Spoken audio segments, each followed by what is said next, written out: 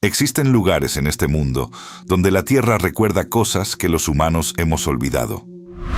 Los montes Apalaches son el más antiguo de esos lugares. 480 millones de años. Más viejos que los dinosaurios. Más viejos que los árboles. Más viejos que casi cualquier forma de vida compleja que haya existido sobre este planeta. Y en todo ese tiempo, nunca han estado vacíos. 3.500 kilómetros de bosque denso, oscuro y sin fondo que atraviesa el este de los Estados Unidos. Los pueblos nativos que vivieron aquí durante milenios dejaron advertencias muy específicas sobre estos bosques. Lo que están a punto de ver no son leyendas de fogata. Son casos documentados, testimonios verificados y fenómenos que la ciencia ha medido, pero no ha podido explicar.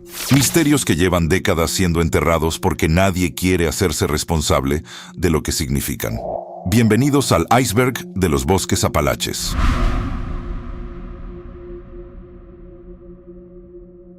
Imaginemos por un momento lo que significa tener 480 millones de años. Cuando los Apalaches eran montañas jóvenes, recién formadas, con picos que alcanzaban alturas comparables a las del Himalaya actual, no existían los dinosaurios, no existían los mamíferos, no existían los árboles tal como los conocemos hoy. El planeta era un lugar radicalmente diferente, con una atmósfera distinta, con océanos en posiciones distintas, con formas de vida que hoy no reconoceríamos como tales. Y en ese contexto, los Apalaches ya estaban ahí. Desde entonces, estas montañas han sido testigos de absolutamente todo. De 5 extinciones masivas, del surgimiento y desaparición de docenas de formas de vida que nunca conoceremos porque no dejaron registro suficiente. De civilizaciones humanas que llegaron, florecieron y desaparecieron sin que podamos reconstruir completamente sus historias. El tiempo ha erosionado sus picos hasta convertirlos en las colinas suaves y cubiertas de verde que vemos hoy. Pero esa suavidad es completamente engañosa. Debajo de esa apariencia tranquila se esconde una de las regiones geológicamente más complejas y menos completamente comprendidas del hemisferio occidental. El sustrato rocoso contiene formaciones que los geólogos reconocen como anómalas, pero no saben clasificar del todo. Hay anomalías magnéticas distribuidas de manera no aleatoria que interfieren con los equipos electrónicos de maneras que la suma de depósitos minerales conocidos no justifica completamente. Y hay sistemas de cavernas subterráneas cuya extensión real, según los propios espeleólogos que los estudian, está muy lejos de haber sido mapeada en su totalidad. Lo inquietante es que esa antigüedad también significa que estas montañas han absorbido algo que 480 millones de años de existencia le hacen a un lugar. Para los geólogos, son simplemente una cadena montañosa antigua, en proceso de erosión continua y estudiada. Para los pueblos nativos que habitaron estos valles durante milenios y para sus descendientes que aún viven aquí, estas montañas son algo fundamentalmente diferente. Un lugar donde el tiempo se comporta distinto, donde ciertas reglas del mundo ordinario no aplican de la misma manera, y donde la antigüedad misma es una fuerza activa y no simplemente un dato histórico. Hasta hoy, ninguna de las dos perspectivas ha logrado imponerse completamente sobre la otra.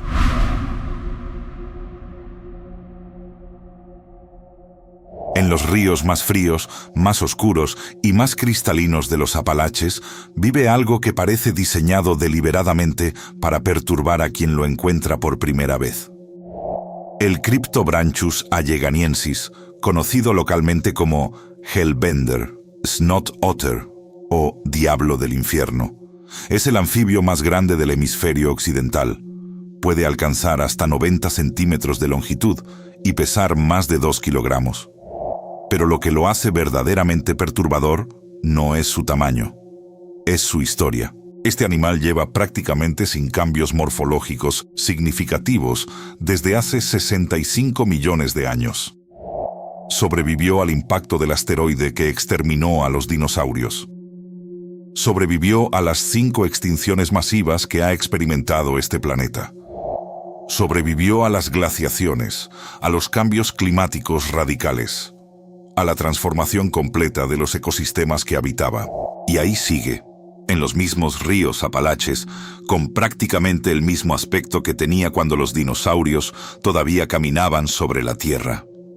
Su aspecto es el de algo que no debería existir en este siglo. Una cabeza aplastada y desproporcionadamente ancha, ojos diminutos que parecen ciegos, pero que ven perfectamente en la oscuridad subacuática, y una piel completamente cubierta de pliegues ondulados y grotescos que le sirven para absorber el oxígeno directamente del agua. No respira con pulmones de manera primaria. Respira a través de su piel, como si hubiera tomado, hace millones de años, un camino evolutivo completamente diferente al del resto de los vertebrados terrestres y hubiera sobrevivido mejor que cualquiera de ellos. Lo inquietante es lo que está ocurriendo ahora. A pesar de haber sobrevivido a todo lo que el planeta ha podido arrojarle durante 65 millones de años, el Hellbender está desapareciendo. Ríos donde hace 50 años vivían colonias de docenas de individuos, ahora están completamente vacíos. Los biólogos que estudian la especie describen el colapso poblacional como algo que no tiene precedente en la historia conocida del animal. Para la biología de conservación es una combinación de factores: contaminación del agua, una enfermedad fúngica llamada quitridiomicosis, y sedimentación de los lechos fluviales. Para las comunidades Cherokee que han vivido junto a estos ríos durante milenios, la desaparición del Hellbender es algo más que un problema ecológico. Es una señal. Los ancianos Cherokee tienen un dicho que se podría traducir aproximadamente como: cuando el guardián del río se va, lo que el río guardaba queda libre. Hasta hoy, nadie ha preguntado oficialmente qué es lo que el río guardaba.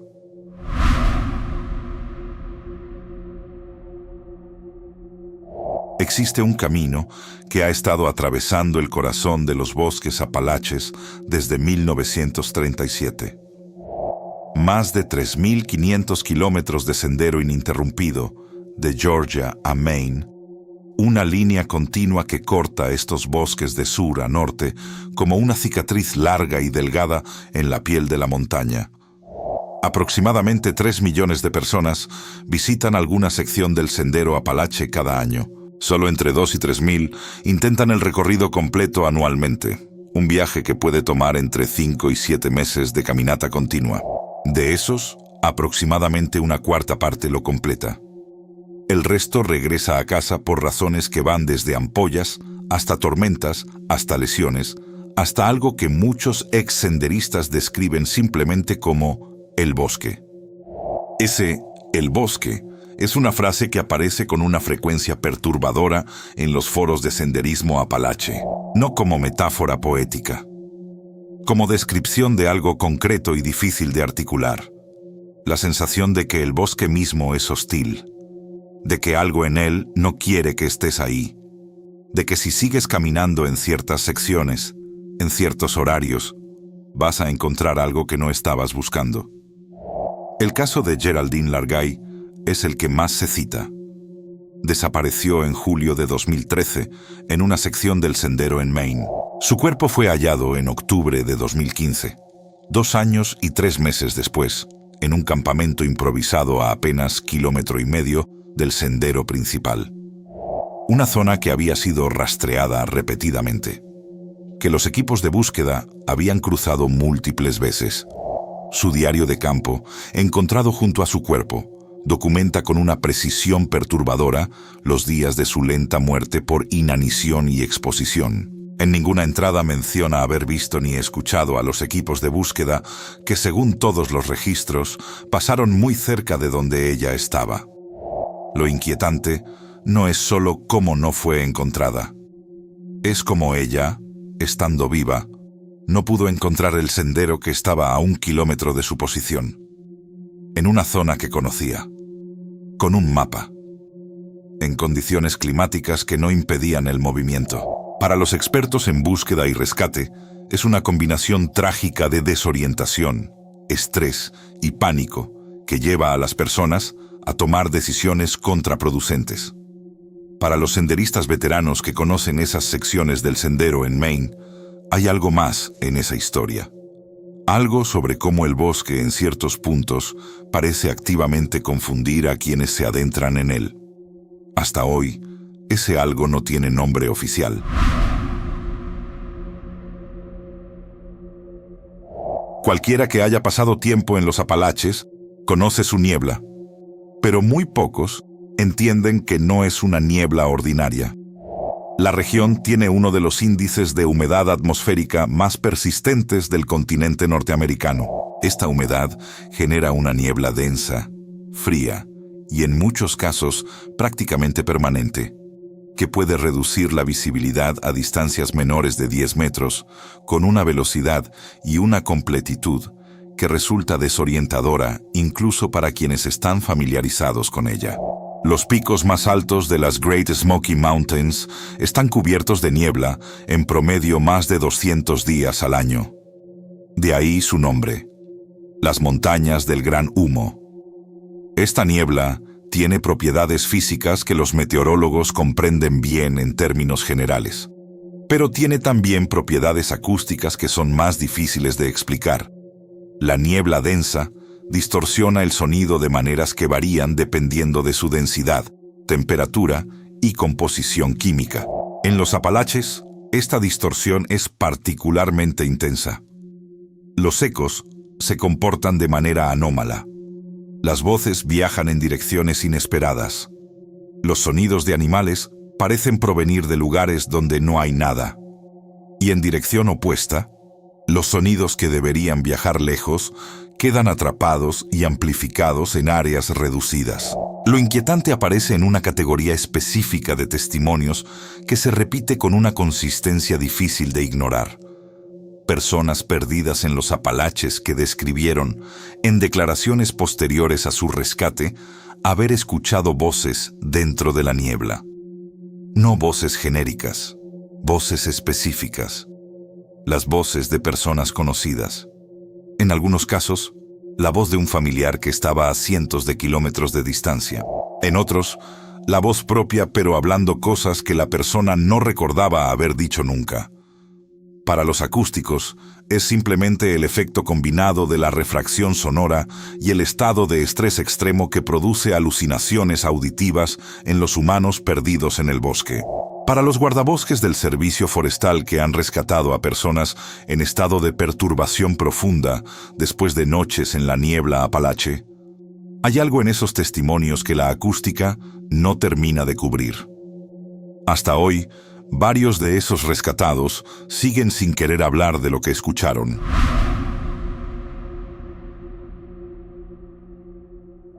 Mucho antes de que cualquier europeo pusiera un pie en los Apalaches, estas montañas ya tenían quienes las conocían con una profundidad que no ha sido igualada desde entonces, y esos quienes sabían cosas sobre este bosque que eligieron cuidadosamente qué compartir y qué guardar. Los Cherokee llamaban a estas montañas su hogar desde hace al menos 10.000 años según la arqueología, y según su propia tradición oral, desde mucho antes. Su cosmología dividía la existencia en 3 mundos superpuestos. El mundo superior, ordenado y luminoso, que existía sobre el cielo. El mundo de aquí, donde vivían los humanos y donde las reglas del mundo ordinario aplicaban. Y el mundo inferior, que no era el infierno en ningún sentido cristiano del término, sino algo más complejo y más antiguo. El inverso del mundo superior, donde el tiempo fluía al revés, donde las reglas eran diferentes y donde habitaban entidades que tenían sus propias sociedades, sus propias jerarquías y sus propias agendas. Lo que hace particularmente perturbador el corpus mitológico Cherokee en relación con los Apalaches es su especificidad geográfica. No era solo el bosque o las montañas en abstracto. Había lugares específicos, ríos específicos, valles específicos, Puntos geográficos concretos, que eran identificados por nombre como lugares donde el umbral entre el mundo de aquí y el mundo inferior se volvía permeable. Lugares donde entidades del mundo inferior podían emergir. Lugares que los Cherokee no evitaban necesariamente, pero en los que se comportaban de maneras muy específicas y cuidadosas. Lo inquietante es la coherencia. James Mooney, el etnógrafo del Bureau of American Ethnology, que pasó años recopilando tradición oral cherokee a finales del siglo XIX, y publicó su trabajo fundamental en 1900, documentó que comunidades que llevaban décadas sin contacto regular entre sí describían las mismas entidades, en los mismos lugares geográficos, con los mismos comportamientos y las mismas condiciones de encuentro. No había coordinación posible entre esas comunidades. La coherencia era intrínseca. Para la antropología es mitología compartida que se desarrolló a lo largo de generaciones de historia oral en una misma cultura. Para los descendientes Cherokee que aún viven en estas montañas y que mantienen viva esa tradición oral, es historia. Historia de eventos que ocurrieron. Historia de encuentros que tuvieron sus antepasados. Y una advertencia muy específica, que hay lugares en los Apalaches que no deberían ser visitados después del anochecer, que hay ríos que no deben ser cruzados en ciertas épocas del año, y que hay cosas que viven en estos bosques que no son animales y no son humanos, y que llevan aquí mucho más tiempo que nosotros. Hasta hoy, esa advertencia sigue en pie.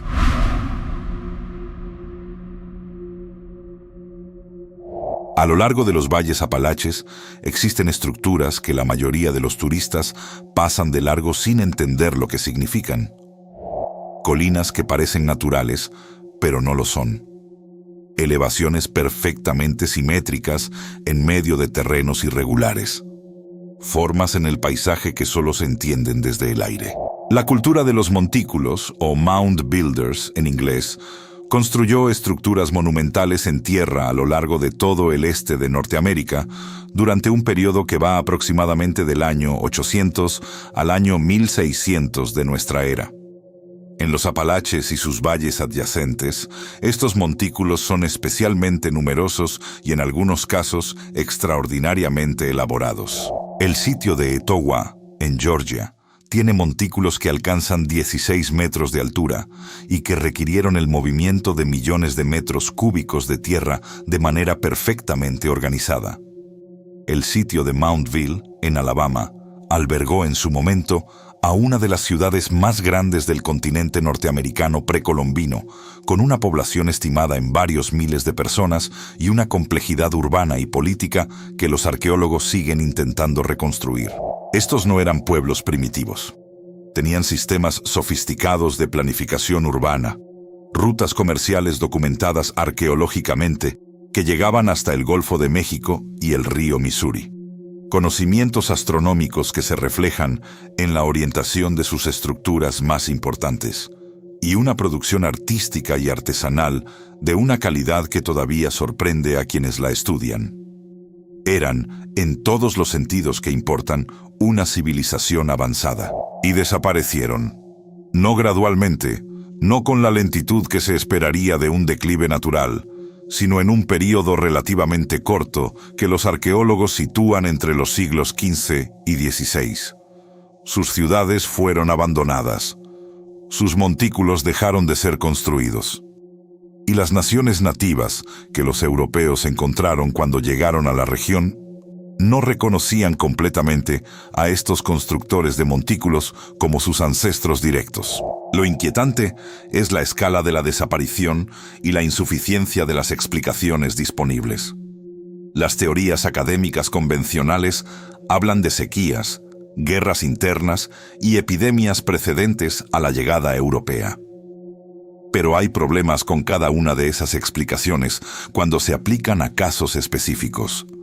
Sitios donde no hay evidencia de conflicto armado, pero sí de abandono súbito. Regiones donde la evidencia climática no muestra sequías en el período del abandono. Comunidades que desaparecieron antes de cualquier contacto documentado con europeos. y sus enfermedades. Para la arqueología convencional, es un fenómeno complejo, con múltiples causas, que varían según la región y el período. Para los investigadores independientes que han pasado décadas en esos sitios, hay algo en la distribución geográfica del abandono que sugiere que la causa, o al menos una de las causas principales, fue algo que ocurrió en el bosque. Algo que empujó a estas poblaciones fuera de los valles que habían habitado durante siglos. Hasta hoy, esa pregunta no tiene una respuesta oficial satisfactoria.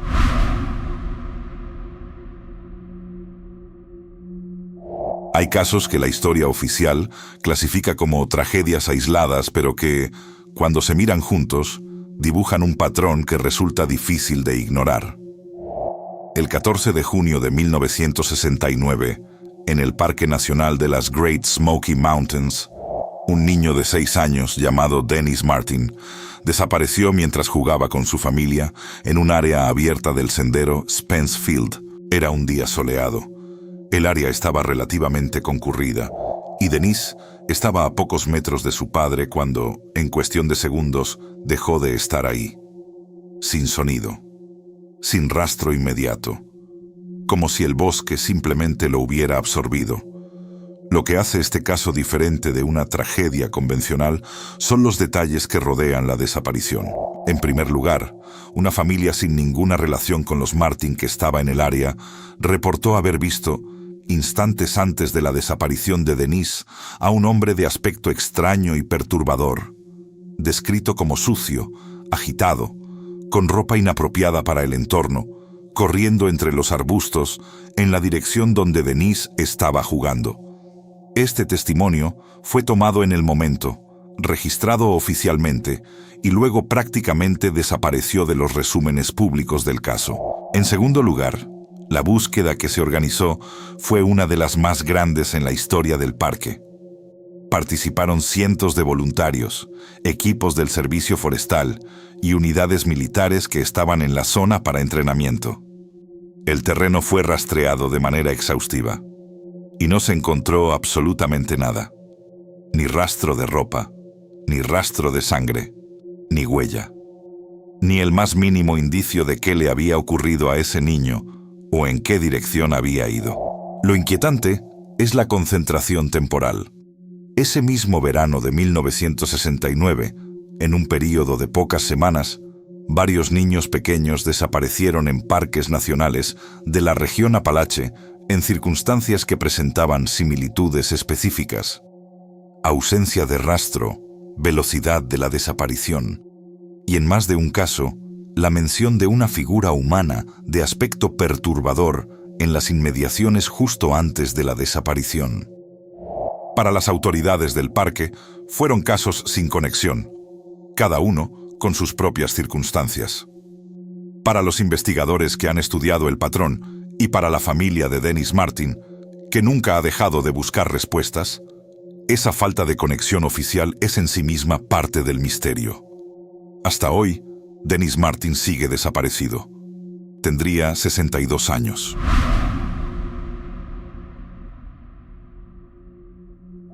En los valles más remotos de los Apalaches de Virginia, Tennessee y Kentucky, hay comunidades cuya existencia ha desconcertado a historiadores, genetistas y antropólogos durante casi 2 siglos.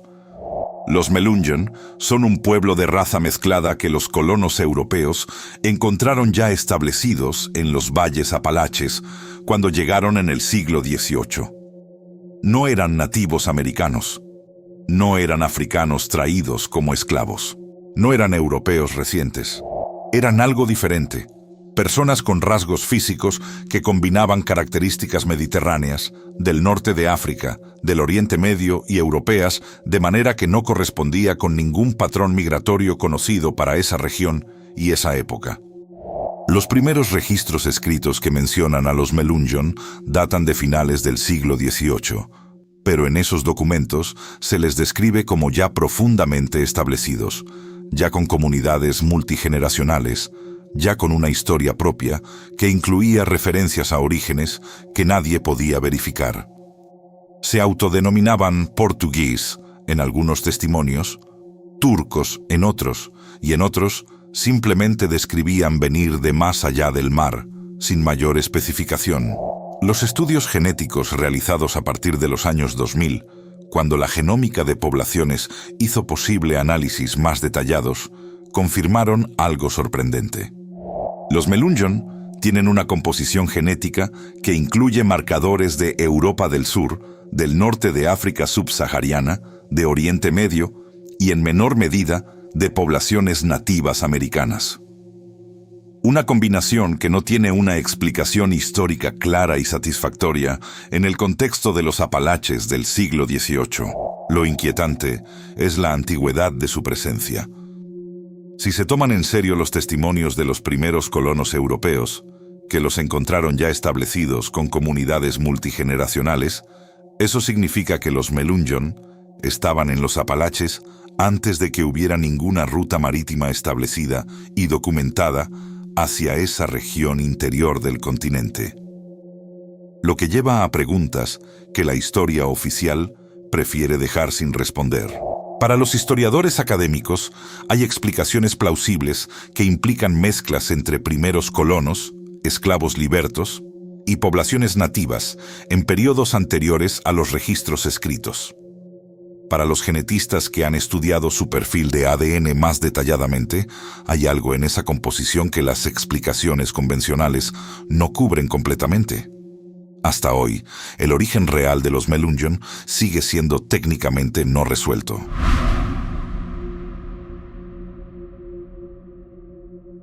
Hay criaturas sobre las que los testimonios son tan consistentes, tan antiguos y tan geográficamente distribuidos que descartarlos requiere más esfuerzo que tomárselos en serio.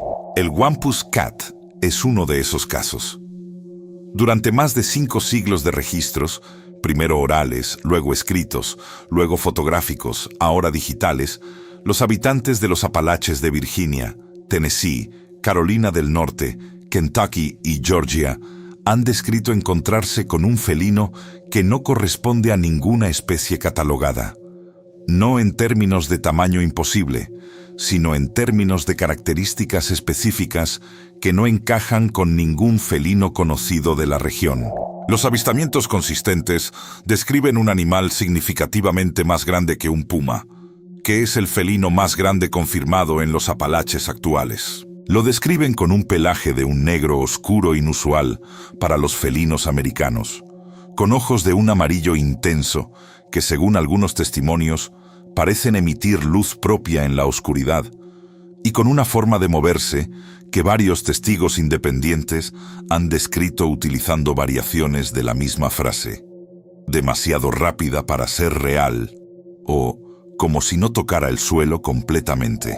Algunos testimonios también describen un sonido que produce similar al grito de una mujer en agonía, pero distorsionado de una manera que ningún animal conocido de la región reproduce exactamente. Los primeros registros escritos de avistamientos del Wampus Cat aparecen en periódicos rurales de Apalachia del siglo XIX, décadas antes de que hubiera una tradición establecida de historias de críptidos en la cultura popular americana. Pero la tradición oral cherokee lo sitúa en estas montañas desde mucho antes, conectándolo con una historia específica sobre un ser que existe en el límite entre dos naturalezas, entre lo animal y lo que no es completamente animal. Lo inquietante es que los avistamientos modernos continúan con una regularidad que resulta difícil de atribuir simplemente a su gestionabilidad cultural. En 2017, el periódico local de Wise County, Virginia, publicó los testimonios de 3 personas que, en semanas distintas y sin conocerse entre sí, reportaron haber visto en el mismo tramo de carretera del condado un felino de tamaño claramente anormal que cruzó frente a sus vehículos durante la noche. Sus descripciones coincidían en el tamaño, el color del pelaje y el movimiento, con detalles específicos que los testigos no podían haber coordinado.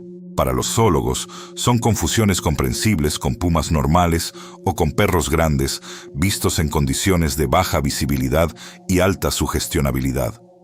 Para los 3 testigos del condado de Wise, que no se conocían y que describieron el mismo animal con los mismos detalles específicos, la explicación de la sugestionabilidad no aplica. Su verdadera naturaleza permanece oculta.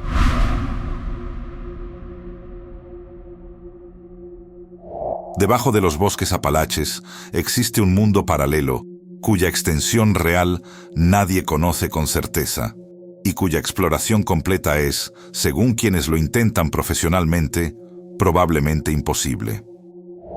El sistema de cuevas de la región Apalache incluye algunas de las cavernas más profundas y extensas del continente norteamericano. Las cuevas de Mammoth, en Kentucky, con sus más de 600 kilómetros de galerías exploradas y mapeadas, son el sistema de cuevas más largo del mundo, confirmado por la comunidad espeleológica internacional.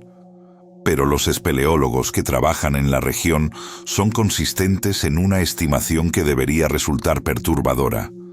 Las galerías exploradas representan probablemente entre un 10 y un 20% del sistema real. El resto no ha sido visto por ningún ser humano.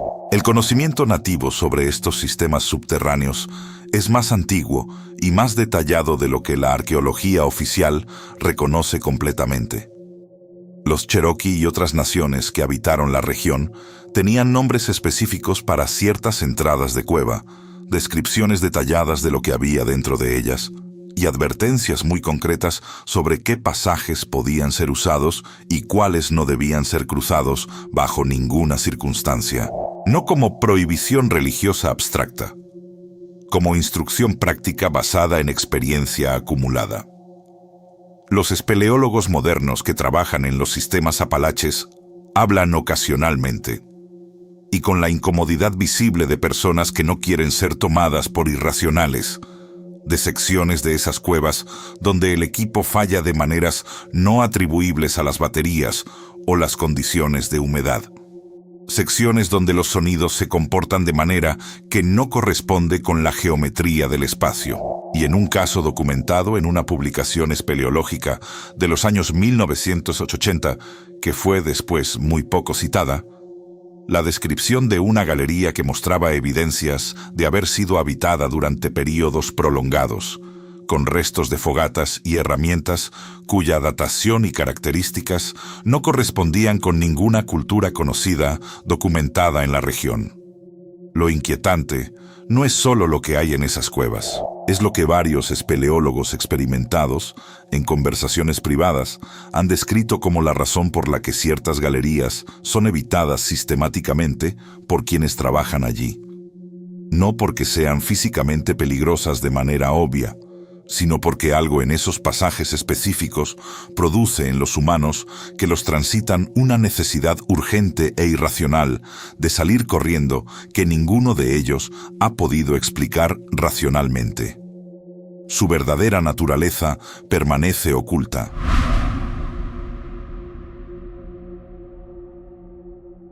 En las laderas del Brown Mountain, en el condado de Burke de Carolina del Norte, existe un fenómeno que ha sido observado, registrado y estudiado de manera formal e informal durante más de 100 años sin que nadie haya logrado explicarlo de manera definitiva y satisfactoria.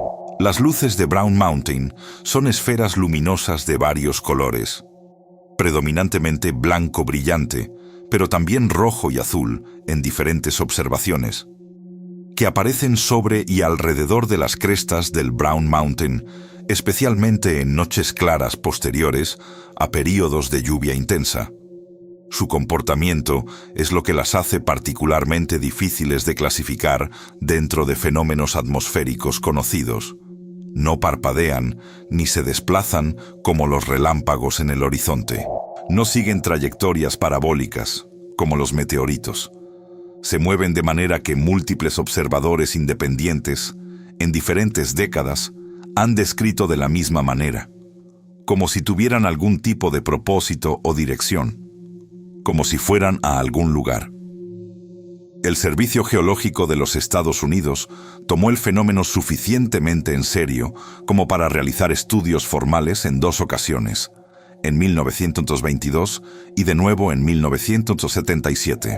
En ambas investigaciones, las conclusiones oficiales atribuyeron las luces a reflexiones de luces artificiales, automóviles, locomotoras, luces de ciudades cercanas, amplificadas y distorsionadas por condiciones atmosféricas específicas.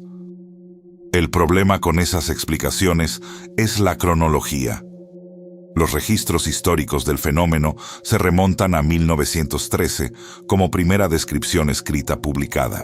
Pero los Cherokee tienen en su tradición oral descripciones detalladas del mismo fenómeno en el mismo lugar que preceden a la presencia de cualquier automóvil, cualquier ferrocarril y cualquier ciudad en esa región por siglos, lo que significa que las luces estaban ahí antes de que existieran las fuentes artificiales a las que la explicación oficial las atribuye.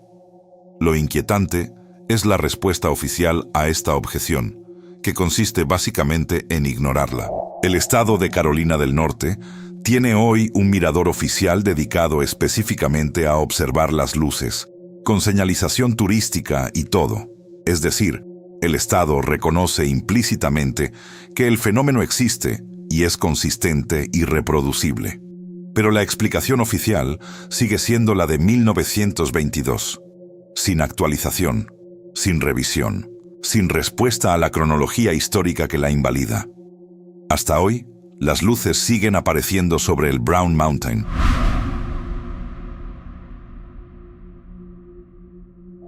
En noviembre de 1966, en Point Pleasant, Virginia Occidental, comenzó uno de los casos de avistamientos colectivos más documentados y más perturbadores de la historia reciente de los Estados Unidos. Lo que los residentes de esa ciudad y sus alrededores describieron durante los 13 meses siguientes fue consistente de una manera que resulta difícil de atribuir a histeria colectiva o sugestionabilidad. Una figura de aproximadamente 2,5 metros de altura, con alas de entre 4 y 5 metros de envergadura cuando las desplegaba, y con ojos rojos, que varios testigos describieron como lo más perturbador del encuentro. No la figura en sí. Los ojos. Ojos que los testigos describieron como produciendo en ellos una sensación de terror absoluto y paralizante que no podían atribuir completamente a la apariencia de la criatura, sino a algo que emanaba de la mirada misma. Los avistamientos no fueron realizados por 1 o 2 personas. Fueron reportados por más de 100 testigos independientes durante ese periodo, incluyendo un grupo de jóvenes en un automóvil, empleados de empresas locales y, en al menos 2 casos, agentes de policía en servicio que presentaron reportes oficiales de lo que vieron.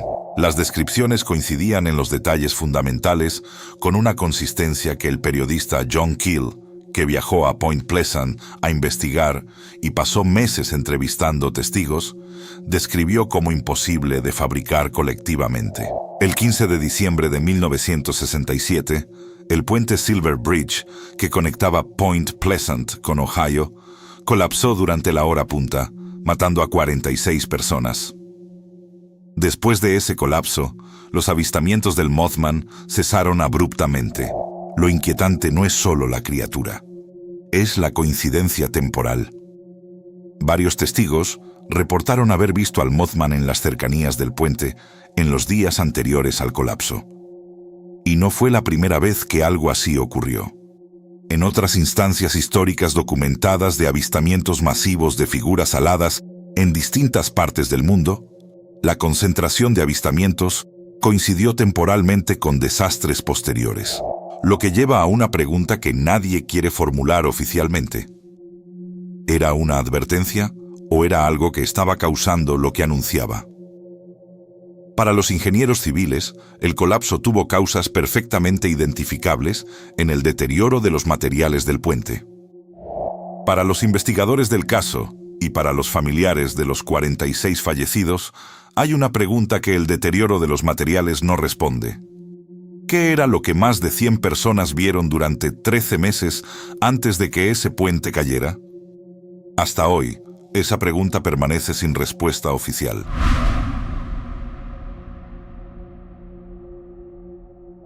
Hay una pregunta que David Paulides, ex detective de policía, lleva más de una década intentando que alguien en posición oficial responda.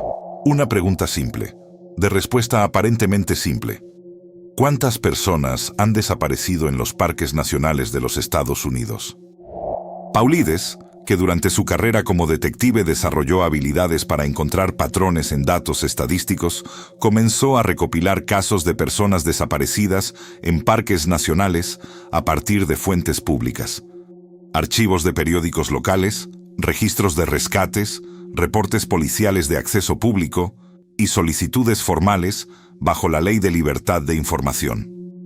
Lo que encontró en el proceso de recopilación fue, en sus propias palabras, más perturbador que cualquier caso individual cuando solicitó formalmente al Servicio de Parques Nacionales una lista consolidada de todas las personas desaparecidas en el sistema de parques. Recibió una respuesta que ninguna organización seria debería poder dar, que esa lista no existía. El sistema de parques nacionales, que gestiona millones de visitantes anuales en cientos de locaciones, no tenía, o al menos no tenía de manera que fuera accesible bajo la Ley de Libertad de Información, un registro centralizado de personas que habían entrado en sus parques y no habían salido. Los libros de Paulides, publicados bajo el título colectivo Missing 411, documentan los patrones que encontró al analizar los casos individuales que logró recopilar. Algunos de esos patrones son estadísticamente llamativos. Hay una concentración geográfica de casos en puntos que no corresponden con las zonas de mayor tráfico o mayor riesgo natural documentado del bosque. Hay una categoría de casos donde los cuerpos, cuando son encontrados, aparecen en áreas que habían sido rastreadas de manera exhaustiva días o semanas antes. Hay casos donde la velocidad de la desaparición es incompatible con cualquier hipótesis que involucre movimiento humano o animal ordinario. Lo inquietante es la respuesta institucional al trabajo de Paulides. No un debate académico serio, no una refutación basada en datos, simplemente silencio. Y la ausencia continuada de ese registro centralizado que debería existir y que Paulides sigue solicitando. Un registro que, si existiera, haría posible saber la magnitud real del problema, y que, si no existe, hace imposible saberla. Para el Servicio de Parques Nacionales, es una cuestión de jurisdicción. Cada parque maneja sus propias estadísticas, y coordinar un registro central no está entre sus prioridades operativas. Para Paulides y para los familiares de los desaparecidos que han encontrado en su trabajo una voz, esa explicación burocrática es, en el mejor caso, insuficiente. Y en el peor, algo deliberadamente conveniente. Hasta hoy, ese registro central no existe.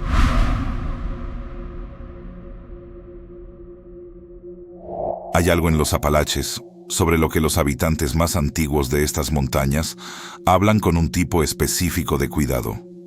No el cuidado de quien habla de algo mítico o metafórico. El cuidado de quien habla de algo que ha sido visto, que ha interactuado con personas reales y que puede hacer daño. En la tradición de múltiples pueblos nativos del este de Norteamérica, existe un concepto que los antropólogos han intentado clasificar como mitología, pero que las comunidades que lo transmiten insisten en que es otra cosa. Es la descripción de una capacidad. Una capacidad que ciertos seres desarrollan o que ciertos seres poseen desde su origen para alterar su apariencia física de maneras que no deberían ser posibles. Los Cherokee lo llamaban de varias maneras según el contexto. Los Shawnee tenían su propia nomenclatura. Las comunidades de los valles de Virginia y Kentucky tenían historias que, cuando los etnógrafos del siglo XIX las recopilaron sin conocer las versiones de los otros pueblos, describían el mismo fenómeno con los mismos detalles específicos. Un ser que aprendía a imitar, que observaba a sus presas durante períodos prolongados hasta conocer sus movimientos, sus voces, sus formas, y que luego usaba ese conocimiento para acercarse. Los relatos modernos son lo que hace este tema pasar de la mitología a algo más difícil de categorizar. senderistas del sendero Apalache, que describen haber visto animales que se comportaban de maneras que ningún animal debería poder comportarse. Ciervos que los miraban con una fijeza y una duración que no corresponde al comportamiento de ningún cérvido que los biólogos hayan documentado. Osos que adoptaban posiciones bípedas por periodos demasiado largos y con una estabilidad que no corresponde a la anatomía del oso negro. Figuras en la oscuridad del bosque que cuando eran iluminadas con una linterna mostraban, por un instante antes de desaparecer, características que no correspondían completamente ni a un animal ni a un humano. Lo que hace estos testimonios diferentes de simples relatos de confusión es su consistencia entre personas que no se conocen, en estados diferentes, en décadas diferentes, sin ningún canal de comunicación común que pudiera haber coordinado los detalles específicos que coinciden. No están describiendo la misma forma, están describiendo la misma cualidad, la cualidad de algo que está entre dos cosas a la vez, que está en el proceso de ser una cosa y ser otra cosa simultáneamente. Lo más perturbador de todos estos testimonios no es la descripción del ser en sí, es el momento del reconocimiento, el momento en que el testigo se da cuenta de que lo que está mirando sabe que lo están mirando, y que lleva tiempo sabiéndolo, y que durante todo ese tiempo ha estado evaluando. Su verdadera naturaleza permanece oculta.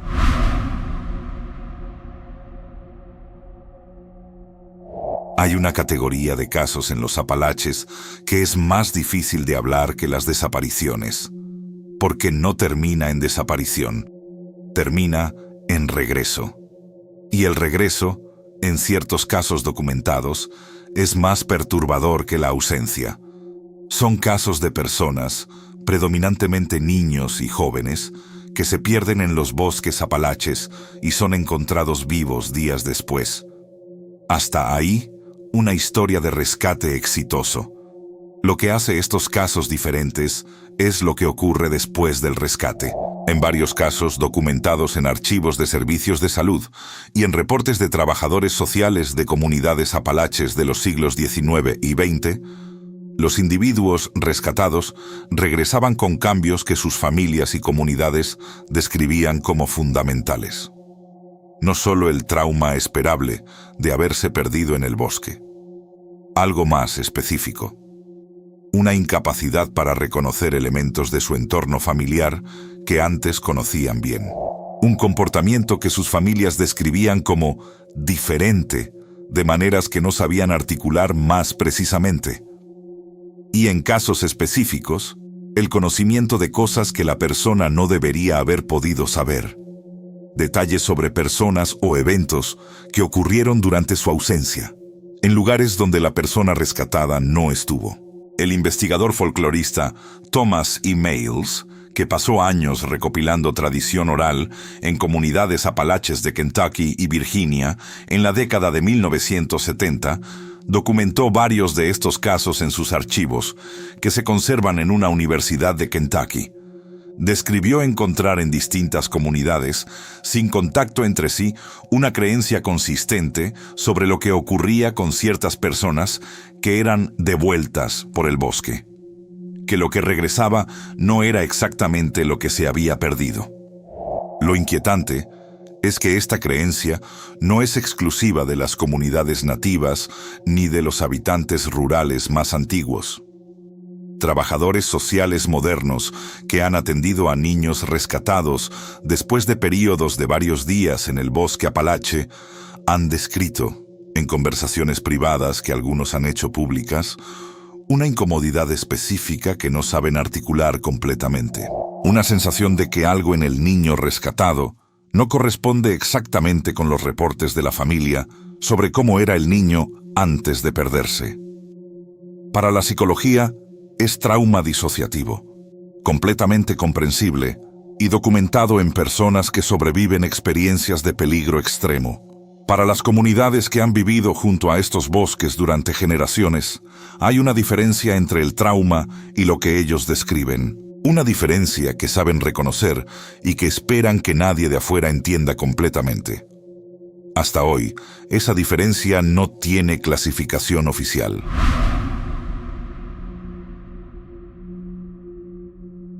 En el más profundo nivel de este iceberg hay algo que no tiene nombre todavía, pero que aparece de manera consistente en el fondo de todos los casos que hemos recorrido esta noche.